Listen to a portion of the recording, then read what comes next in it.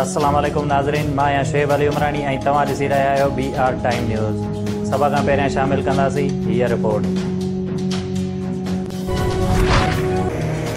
कराची जे Sarjani town Abdul रहीम ऐं यूसुफ ॻोठ मां बरसात जो पाणी अञा ताईं निकाल न थियो। सरजानी टाउन में ॿोॾ वारी सूरत हाल सबबि वधीक 200 ख़ानदाननि जी लॾ पलाण।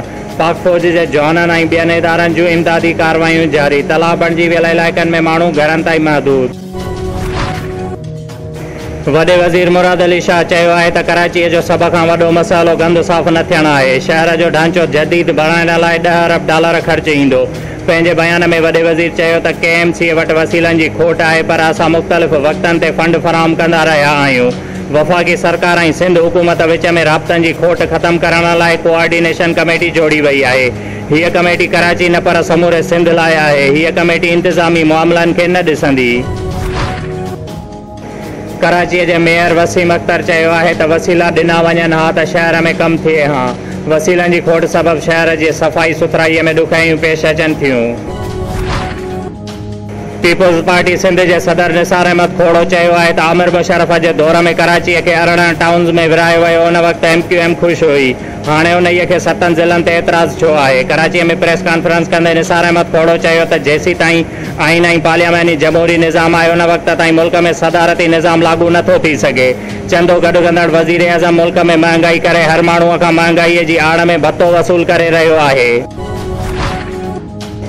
हैदराबाद में MQM पाकिस्तान पारां हेस्को खिलाफ़ रेडियो चौक ते एहतजाजी मुज़ाहिरो ऐं धरणे खे ख़िताब कंदे ख्वाजा इज़हार चयो त अहिड़ो वक़्तु ईंदो जो तव्हां चवंदा सूबो ॾियो ऐं असां चवंदासीं त सूबो वठो।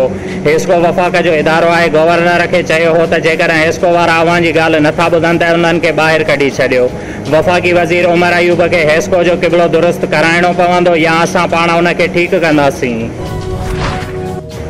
सुध समा वारे वफ़ाक़ी वज़ीर शिबली फराज़ अपोज़िशन पारां हुकूमत खां NRO घुरण जा मुबैना दस्तावेज़ सबूत जारी करे छॾिया। पंहिंजे ट्वीट में शिबली फराज़ अपोज़िशन पारां कानून साज़ीअ लाइ ॾिनल तजवीज़ूं पधिरियूं करे छॾियूं। शिबली फराज़ चयो आहे त नून लीग मुतालबो करे रही हुई त NRO घुरंदड़नि जा नाला ज़ाहिर कया वञनि। ही उहे दस्तावेज़ आहिनि जंहिं जे ज़रिए NRO घुरियो वियो।